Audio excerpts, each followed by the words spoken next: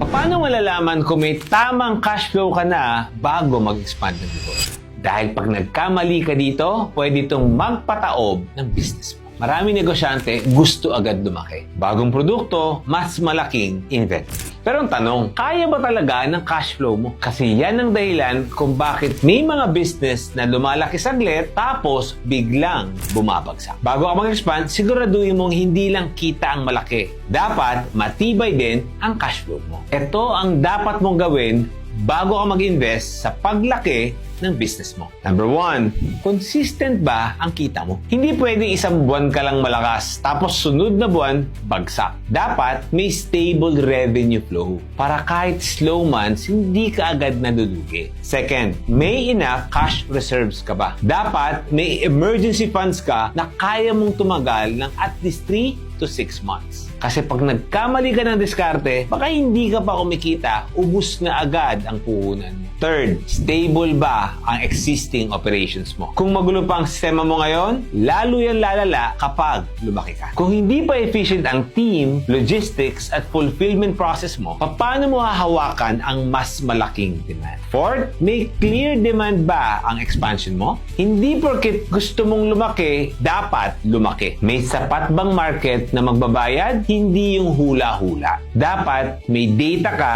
na nagpapatunay na may sapat na demand bago ka mag-invest. Last, kaya mo bang i-sustain ang gastos ng expansion? Expansion means bigger expenses. Mas mataas ang renta, payroll, inventory, at marketing. Kung hindi mo pa kaya ang overhead cost sa long term, baka mas mabilis kang magsara kesa lumago. Ang tamang cash flow, hindi lang tungkol sa laki ng kita. Kung hindi kung papaano mo ito, ima-manage. Dahil kung hindi mo ito babantayan, baka hindi ka talaga nag-expand. Baka nagmamadali ka lang, malugi. Ganyan rin sa buhay. Hindi porkit may pera ka, dapat ka nang bumili ng bahay. Kailangan mo munang siguraduhin na kaya mong panindigan ang expenses mo. Ikaw, sigurado ka bang handa na ang cash flow mo bago ka mag-expand?